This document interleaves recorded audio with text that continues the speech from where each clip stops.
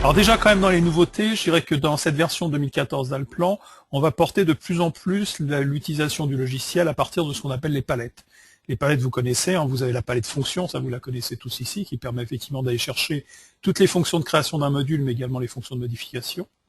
La palette également, qui est la palette assistant, qui permet de pouvoir charger des assistants venant soit de Data Express, soit des assistants effectivement qui sont des assistants qu'on va créer, que l'utilisateur va créer et modifier ici directement. La partie propriété qui permet également, lorsqu'on clique sur un élément, d'en obtenir toutes ses propriétés, et on va donc l'utiliser tout à l'heure dans la présentation ici, et surtout de les modifier directement. La partie bibliothèque qui est maintenant un petit peu différente, puisqu'en fait on va passer directement par cette notion de bibliothèque pour aller chercher des symboles, et on peut aller chercher effectivement des symboles dans la partie bureau ici, donc là il y a un symbole test, mais peut-être pas forcément le plus intéressant, ou des symboles par défaut, et là on peut avoir effectivement la possibilité d'aller chercher différents éléments qu'on peut prendre en fait, et pour utiliser un symbole, c'est très simple, on le prend, on glisse, on le met dans la fenêtre ici, et on obtient directement le symbole. Donc on ne trouve plus cette fonction effectivement de symbole en haut de l'écran, c'est un petit peu déroutant au début, mais en fait on s'y habitue assez rapidement, et surtout l'intérêt de cette notion ici de bibliothèque visuelle à l'écran, c'est que c'est plus visuel lorsqu'on voit un élément, on a vraiment une taille plus importante que ce qu'on avait dans la bibliothèque de symboles. La partie Connect également, qui permet de pouvoir directement ouvrir Connect dans Alplan, et enfin la partie Layer, qui est un nouvel onglet également qui est ici, alors qui pour l'instant existe toujours par le raccourci qui est le double-clic gauche à l'écran, voilà ici, qui est le double-clic droit, pardon, pas le double-clic gauche, et qui vous permet d'ouvrir la fenêtre des layers. Donc c'est vrai que cette fenêtre ici va, à mon avis, d'ici peu disparaître au profit effectivement de cette partie palette et de la représentation des layers directement dans la notion de palette ici.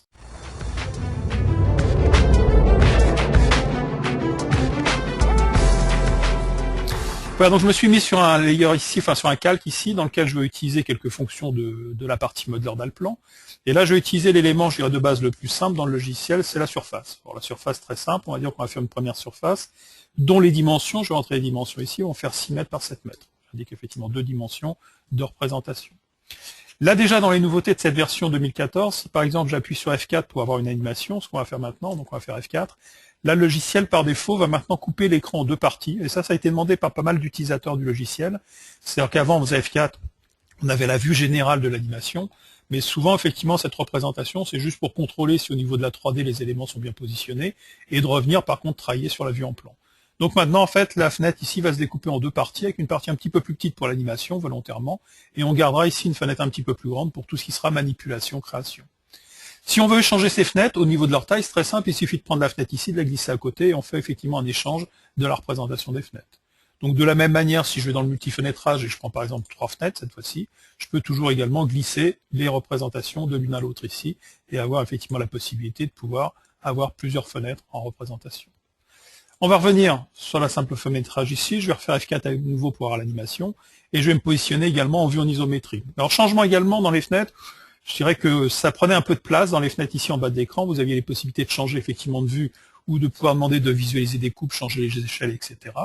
Là maintenant c'est un élément qui va apparaître ou disparaître, c'est-à-dire que c'est un petit peu comme la partie des palettes ici, lorsqu'on utilise la fonction ça disparaît, là de la même manière je peux changer effectivement de vue, et dès que je vais sortir de cette partie-ci, je vais avoir effectivement la disparition de l'élément.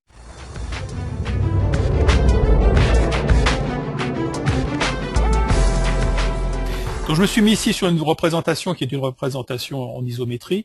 Pourquoi? Parce qu'on va utiliser maintenant donc dans le modeleur des nouvelles fonctionnalités qui se trouvent à cet endroit-là, qui s'appellent les fonctions extrudées. Alors fonctions extrudées, vous voyez qu'entre parenthèses il y a un petit E majuscule, j'ai créé un raccourci pour éviter. Normalement on clique dessus et ça fait apparaître cette fenêtre. Dans la fonction extruder, la première qui est intéressante, c'est justement extruder une surface. Dire au logiciel, cette surface ici, je veux que ce soit un volume, dont la hauteur, je peux la faire effectivement visuellement, et j'ai possibilité de pouvoir directement modifier également cet élément en revenant dans ma vue en plan. Donc pour ça, c'est ce qu'on va faire. On va revenir dans la vue en plan ici, et je demande au logiciel juste de ne pas faire un élément parfaitement rectangulaire, mais de prendre par exemple cet angle qui est à cet endroit-là, et cet angle qui est à cet endroit-là, on va juste le déplacer de 2 mètres. Je reviens en vue en isométrie ici, je reprends ma fonction extruder, donc là je passe par mon raccourci clavier, je demande au logiciel d'extruder cet élément, et je peux extruder celui-ci, extruder celui-ci. Bien sûr, l'extrusion peut se faire dans un sens comme dans l'autre, on peut baisser la forme ou augmenter encore l'élément de forme et sa représentation. Ce qui permet également, si je suis toujours sur cette fonction effectivement d'extruder, de dire au logiciel, moi ce que je veux, c'est que sur cette face ici, je veux pouvoir éliminer effectivement un cercle complet. Alors là, j'ai la possibilité d'extruder qu'une partie, ou en fait de passer totalement au travers, voilà, et de pouvoir creuser également ce volume par rapport à des formes qui sont très rapides.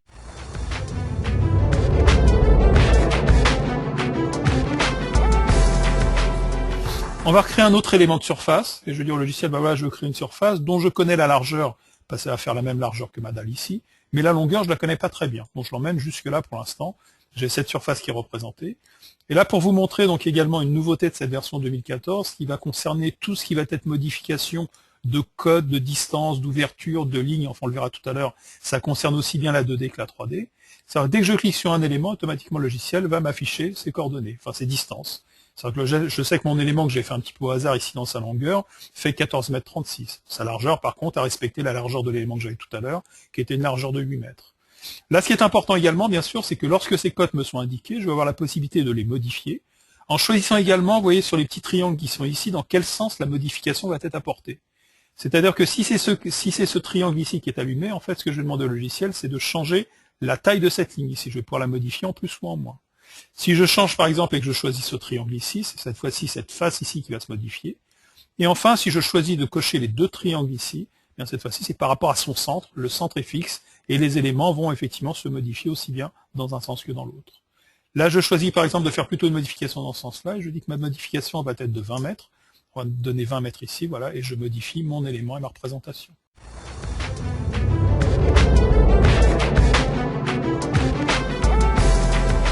La première modification qui peut être opérée, par exemple, quand je vais cliquer sur un mur ici, c'est la possibilité de changer pour un mur circulaire son rayon. C'est-à-dire qu'en le prenant par ce point ici, je peux venir, sélectionner l'élément, le prendre par son point ici, et vous voyez, modifier effectivement le rayon du cercle. Toujours avec la fonction ici de cote ici, qui m'indique effectivement de combien je déplace effectivement l'élément en positif ou en négatif également. Si je clique également, j'aurais pu le faire d'ailleurs sur celui du haut, sur ce mur ici, voilà, on va cliquer dessus, là vous avez toutes les indications du mur. Les indications du mur, c'est effectivement son angle complet ici, il fait 183 degrés, 9005, là je l'avais vraiment fait au hasard ici. Son rayon, que je peux modifier, si je veux un rayon de 2 mètres, je peux changer effectivement le rayon ici. La possibilité également, bien sûr, toujours de donner l'angle de début, l'angle de fin. Alors on a par rapport à l'angle de droit, 3 degrés, alors à nouveau 9005, ici je peux le changer. Donc tous ces éléments peuvent être modifiés. Là, comme j'ai sélectionné le mur, c'est vraiment le mur que je peux modifier. Dans le cas où ma sélection est faite sur l'ouverture, là c'est l'ouverture que je vais pouvoir modifier. Par exemple, je vais pouvoir dire que par rapport au début de mon mur ici, ce que je voudrais, c'est que mon ouverture soit à 50 cm. Et qu'en plus, sa largeur qui est ici, que je vais changer plutôt que dans ce sens-là, on retrouve toujours cette notion ici, va passer par exemple à 1,20 m. Donc je peux changer effectivement la nature de mon ouverture et la nature de son placement. Si je le fais par exemple sur une ligne, donc élément très simple, pareil, je clique dessus, voilà, j'ai toutes les codes qui vont apparaître, qui vont me permettre de pouvoir changer son angle. Là, je fais un angle de 27, on va le mettre à un angle de 30 par exemple, je change son angle ici, ou de modifier également ce paramètre de hauteur ici, toujours en choisissant si on veut modifier des deux côtés d'un seul côté ou autre. Et là pareil, par exemple, je veux dire que sa longueur qui est ici, je veux changer des deux côtés en même temps, et cette longueur de 5 mètres, je veux la passer à 3 mètres par exemple. Vous voyez, je vais changer effectivement les distances de l'élément de façon très rapide. On peut également, lorsqu'on fait cette modification, la faire directement dans la vue 3D. C'est-à-dire que dans la vue 3D, si je sélectionne une ouverture, voilà, je retrouve également ces paramètres. Et là, je peux dire, je veux que cette ouverture soit 1,20 m de cet élément et que sa largeur qui est de 60 ici passe à 1 mètre. Je change directement, effectivement, par rapport à des codes. Donc ça, c'est quelque chose de très intéressant, qui est beaucoup plus intuitif, beaucoup plus visuel. Parce qu'on sait qu'en cliquant sur un élément, on a déjà toutes ces codes, et il suffit de modifier, effectivement, les dimensions.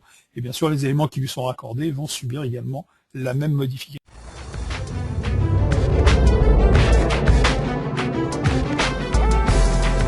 Alors ce qui va changer également et qui va être plus rapide, c'est toutes les fonctions qu'on va avoir ici, qui sont les fonctions de déplacement, de symétrie, de copie, de rotation et autres. On va voir que si par exemple je veux copier cet élément qui est une représentation de dalle sur le niveau supérieur pour en faire une toiture, je vais la sélectionner, donc je clique dessus. À partir du moment où je la sélectionne à nouveau, je retrouve bien sûr toutes ces dimensions qui sont visibles. En revenant sur un de ces points de création, par exemple sur celui-ci, sans cliquer, dès que je me positionne, il va me proposer de le déplacer, de le copier, de le tourner avec copie, symétriser simple ou symétriser avec une copie. Et moi, ce que je vais dire ici, c'est que je veux le copier. Et je veux le copier où? Je veux le copier effectivement sur la partie supérieure, parce que ce que je veux en faire, c'est directement un élément qui va ressembler ici à un élément de toiture.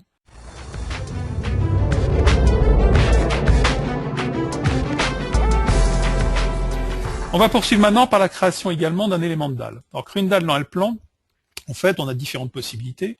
La première possibilité, c'est de venir directement dessiner la dalle en donnant les différents points qui la composent, sachant qu'on peut bien sûr faire des dalles par rapport à autant de points que l'on désire, et cet élément est bien sûr un élément 3D ici.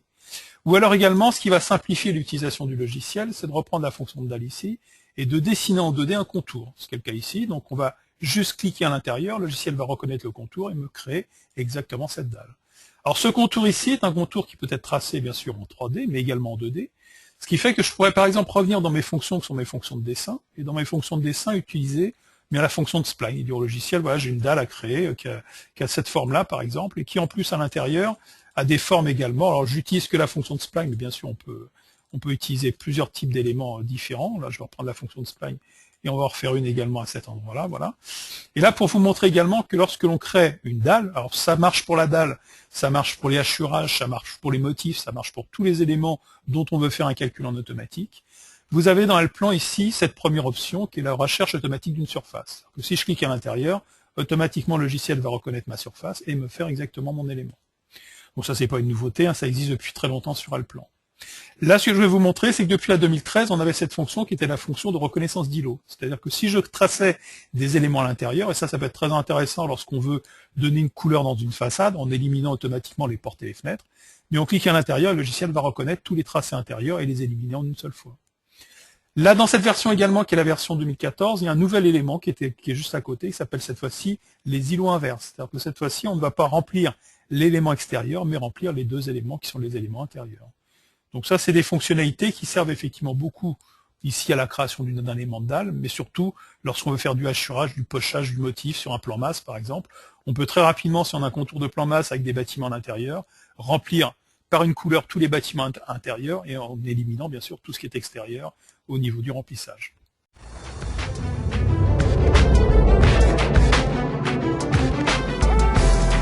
Je vais venir dans mon assistant ici. Dans mon assistant, justement, les éléments que j'ai ici, ce sont des smart parts. Donc le premier smart part que je vais utiliser, c'est tout d'abord ici une ouverture de porte de garage que je vais placer à 20 cm ici, en donnant son sens d'ouverture.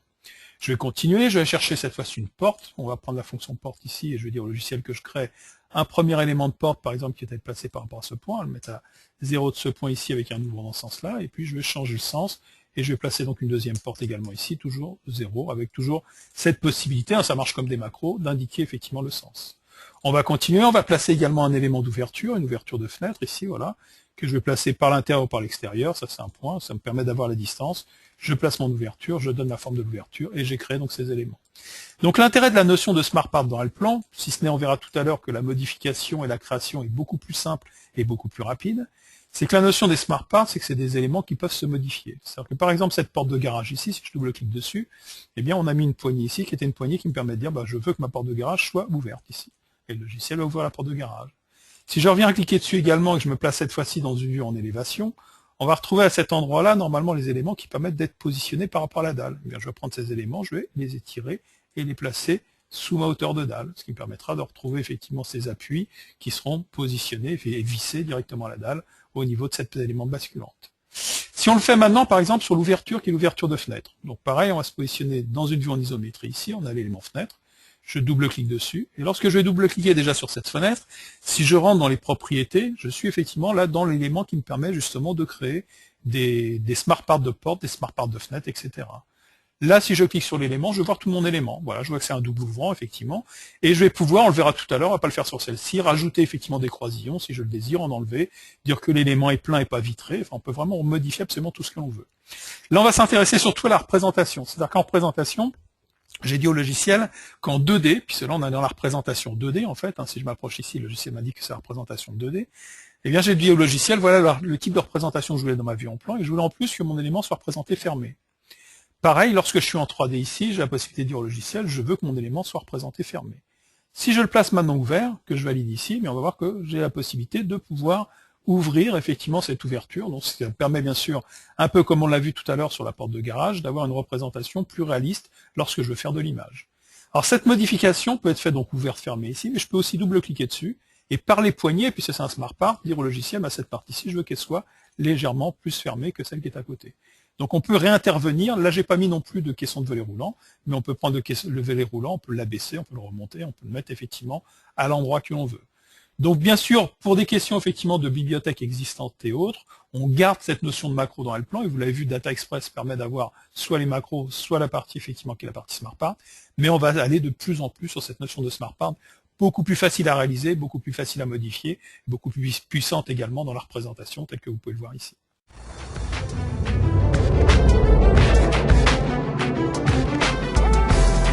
Parce que jusqu'à maintenant, en fait, dans L-Plan, lorsque vous aviez un bardage en tant que texture, qui est un bardage horizontal, il ne vous permettait de faire que du bardage horizontal. Là, grâce à cette notion maintenant dans L-Plan, on a la possibilité de donner un angle ici à la texture. Alors là, on va le voir sur de la pierre, je peux la mettre à 45 degrés par exemple. Donc je peux vraiment tourner, la mettre à 90, la mettre à 0, suivant la forme à laquelle je vais la définir. Donc ça permet vraiment de pouvoir retravailler exactement effectivement la forme de l'élément et la dimension de l'élément. Autre élément important que je vais vous montrer également maintenant, c'est la récupération d'un élément de C4D. Donc je vais juste ouvrir un petit symbole, et je vais prendre ce personnage C4D ici, que je vais glisser, et que je vais positionner à côté. On va le mettre à cet endroit-là. Voilà, donc mon personnage, le logiciel zoome dessus. Ce qui m'intéresse, c'est peut-être plus de le voir dans cette représentation. Donc on va demander au logiciel d'aller visualiser le personnage, voilà ici. Donc là, c'est un personnage qui vient de Cinema 4D, et c'est un personnage qui peut avoir effectivement, suivant sa création, plus ou moins de facettes. Et là, vous voyez, il est quand même assez facettisé, hein, il ressemble plus à un robot qu'autre chose. Là, la nouveauté maintenant, quand on récupère effectivement des éléments venant de C4D ou des éléments 3D en tant que tels, c'est que si je clique dessus, et que je vais dans la partie des propriétés, ce qui me permet de modifier, on a ce qu'on appelle ici l'angle de fond. C'est-à-dire, plus ce paramètre est important, plus l'élément va être lissé. Là, on a 40 000, etc. Je vais changer le 4 par un 9, par exemple. Voilà, je vais valider ici. Je vais demander au logiciel de revenir. Et là, si on revient dans la partie animation, vous voyez que maintenant, mon personnage est beaucoup plus lissé. On peut bien sûr mettre beaucoup plus de facettes, si on le désire également. Là, ce qui va être important également, si je viens toujours sur ce personnage et que je reviens toujours dans ses propriétés, vous avez ce qu'on appelle également le type de mappage. Alors jusqu'à maintenant, dans L-Plan, jusqu'à 2013, le type de mappage que l'on avait, c'était le cube. Voilà, on pouvait effectivement mettre des faces sur la partie au-dessus, sur les parties de côté, sur la partie en dessous, etc. Là, on peut jouer sur des mappages spécifiques pour des murs. On peut également pour des toitures, donc ce qui permet, lorsqu'on a des toitures avec des angles différents, eh bien les tuiles ou les ardoises vont suivre exactement la forme de la toiture. Pour du terrain également, donc on a un maillage particulier, des cylindres, des sphères également. Là, je ne sais pas si vous avez essayé de mettre une texture sur une sphère, mais par défaut, en fait, ce que faisait le logiciel, c'est qu'il mettait un bandeau effectivement sur tout le tour de la sphère, puis un autre bandeau dans un autre sens sur la partie haute et un bandeau dans un autre sens sur la partie basse. Et vous avez donc maintenant cette notion qui est la notion UV ici, qui est ici. La notion UV, ça va me permettre maintenant, si je vais chercher effectivement une texture, alors je vais prendre aussi d'ailleurs une texture Cinema 4D, qu'on va venir prendre à cet endroit-là, que cette texture, bien pour la positionner, c'est très simple, je vais la prendre et je vais donc la glisser et je vais la placer sur le personnage, on va dire au logiciel de la placer directement sur le personnage, voilà, elle va se charger. Et bien je vais pouvoir également voilà, utiliser cette notion de texture UV qui permet d'avoir une texture avec la représentation d'un personnage.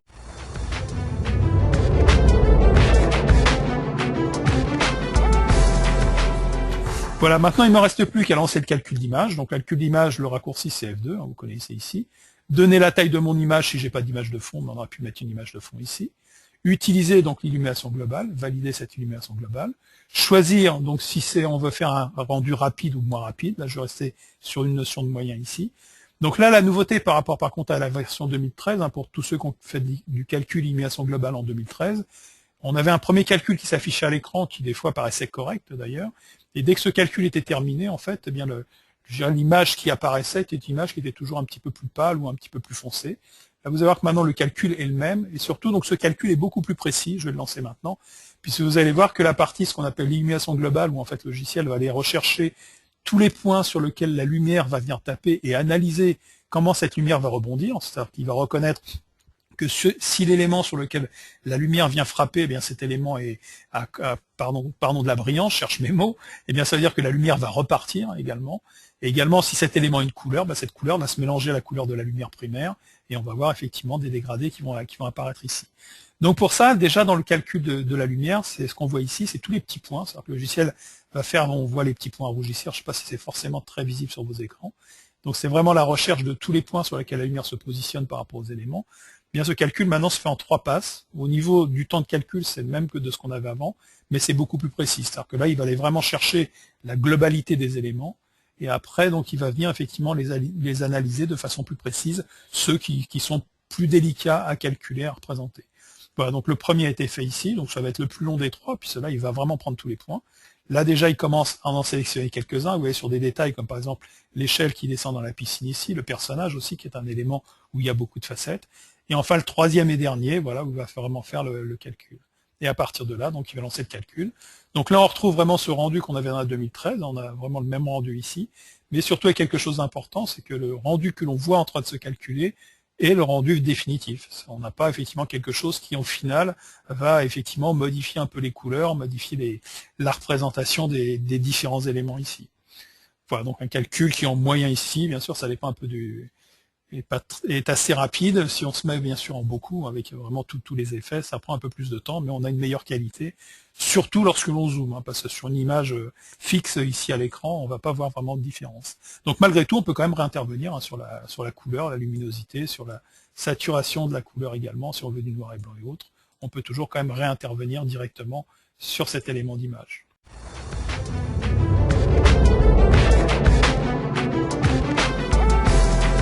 Élément de toit avec 2 lignes. Bon, ça avait été souvent demandé effectivement par les utilisateurs d'Alplan, c'est que lorsque l'on fait une toiture dans Alplan, on avait la possibilité de donner une hauteur de niveau. Alors par défaut, cette hauteur de niveau, c'était soit la hauteur 1,80 pour voir les hauteurs habitables, mais en fait, ça a été demandé d'en avoir 2, d'avoir la hauteur 1,80 pour bien voir effectivement ce qui va être habitable de ce qui va pas être habitable, et par exemple la hauteur aussi à 2,50 m où va s'arrêter par exemple un isolant intérieur. Donc là, lorsqu'on fait une toiture, donc ça va être très simple, hein, ce que je vais vous montrer ici, on donne des inclinaisons et on peut obtenir effectivement par rapport à la forme de la toiture et à ses dimensions, 2 lignes. Cette ligne qui est la ligne 1,80 m et celle-ci à 2,50 m. Bien sûr, là j'ai choisi effectivement les deux plus connus, les 1,80 m et les 2,50 m, mais on peut demander d'autres lignes également, ce qui permet de positionner les éléments 3D de façon très rapide ici.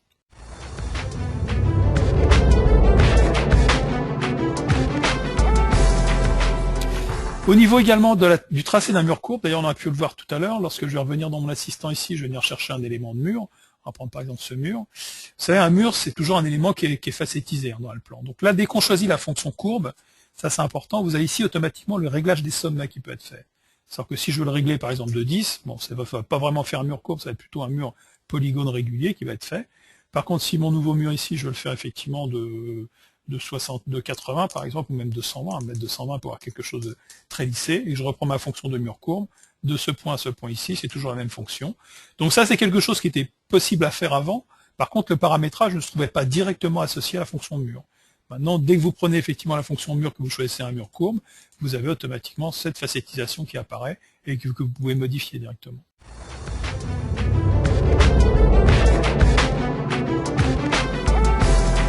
J'ai mon projet qui est représenté ici. Ce que je vais faire maintenant, c'est que je vais le récupérer. Donc là, je vais faire un clic droit. Dans les clics droits, maintenant, vous avez la partie exportation ici, hein, exporter VRML, etc. Donc on a différents types de formats d'exportation. Et dans les formats d'exportation, si je les choisis dans cette partie-ci, vous avez la possibilité de faire un export avec Google Earth. C'est ce qu'on va faire ici, hein, je vais vous montrer dans Google Earth. Et vous avez également ce format qui est le format Collada. Alors il y a deux versions de ce format ici, ça dépend un peu du logiciel. Ça permet également, le format Collada, c'est un format qu'on retrouve souvent dans les logiciels d'image de synthèse, comme par exemple Lumion. Si vous connaissez Lumion, vous pouvez récupérer dans Lumion la base de données 3D du projet qui a été fait dans Alplan ici directement. Donc là, ce que je vais faire, c'est plutôt effectivement une récupération dans Google Earth. Je dis au logiciel Google Earth, je viens sur le bureau ici, je lui donne son nom et je l'enregistre. Voilà, le logiciel va me l'enregistrer. La perspective actuelle n'a pas été enregistrée comme caméra poursuivre, on va lui dire qu'on va poursuivre ici. Voilà, et on va déplacer vers l'horizon. Alors si, quand même avant d'aller plus loin, je vais annuler cette fonction ici.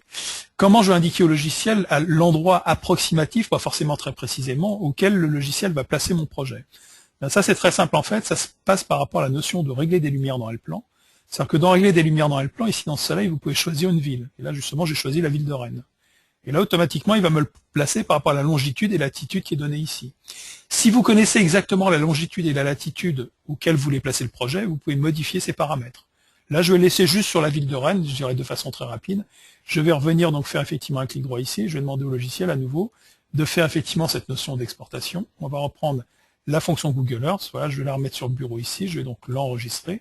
Donc, je vais dire que je prends effectivement, je poursuis l'enregistrement. Déplacer vers l'origine, donc là je demande au logiciel de déplacer vers l'origine, voilà, et ce qui va me permettre également, le logiciel va me proposer maintenant d'ouvrir Google Earth, ce que je vais faire, et ça va me permettre de pouvoir récupérer dans Google Earth directement mon projet et la représentation de mon projet. Donc le temps que l'élément effectivement vienne s'ouvrir ici. Donc là, c'est une connexion Internet, hein, puisque en plus, par rapport au logiciel que j'utilise pour vous montrer, vous voyez, j'ai une petite épingle, là, je vais vous expliquer pourquoi, qui est apparue, et ça vient zoomer exactement à l'endroit où j'avais donné la longitude et la latitude. Voilà, le projet va apparaître. Donc là, ce qu'on peut voir, c'est qu'il m'a placé mon projet en plein sur le périphérique de Rennes, donc c'est pas forcément très intéressant ici. Alors pourquoi j'ai une petite épingle qui est apparue tout à l'heure? Ça, c'est une possibilité aussi. Lorsque vous savez exactement à quel endroit vous voulez placer le projet, bah, vous pouvez effectivement placer une petite épingle de représentation, ce qui va vous permettre que lorsque vous allez vous approcher de cette épingle ici, en bas de l'écran, alors à chaque fois que je déplace, ça se modifie, mais là, vous avez la longitude et la latitude à l'endroit où se trouve effectivement l'épingle, ainsi que l'élévation ici. Ce qui va me permettre justement de revenir sur mon projet, de faire un clic droit ici, et demander au logiciel dans les propriétés, qui sont à cet endroit-là, de changer la longitude et latitude. C'est-à-dire que j'ai relevé effectivement ma longitude et ma latitude. Je sais par exemple que j'avais bien 48 ici, mais là c'était 0,7, donc on le fait précisément. Le 48 ici va être changé en 57, donc on va le déplacer et on va le mettre donc à 57 ici. Donc 0,0 ça c'était bon, 1,40 ça en était bon. Le 48, si on veut être très précis, doit être placé effectivement à 50. Donc on va le mettre ici à 50. Et puis juste à côté ici, le double 0 va être remplacé par 87. Donc on va demander ici 87. Une fois que je vais avoir défini ça, je vais donc valider. Donc on va valider ici. Et si je reviens maintenant effectivement sur ma petite épingle que j'avais mis tout à l'heure, eh bien ça me permet de retrouver, voilà, on va zoomer dessus, mon projet parfaitement placé, voilà, par rapport effectivement à cette notion de positionnement longitude-latitude. Par contre, au niveau de l'altimétrie, là c'est mal placé, donc on va revenir dessus, on va revenir dans les propriétés ici, on va demander au logiciel effectivement de changer l'altitude ici. Alors là, vous pouvez choisir par rapport au sol, en absolu, il y a plusieurs effectivement dimensions, là je vais le mettre en absolu, et je vais donner ces dimensions, j'avais calculé c'était 30 mètres, 31 mètres par exemple, je vais valider ici, voilà, et je le positionne cette fois-ci par rapport à mon terrain, et j'ai bien mon projet qui est positionné à l'altimétrie, à l'endroit où je voulais placer effectivement cet élément à sa représentation.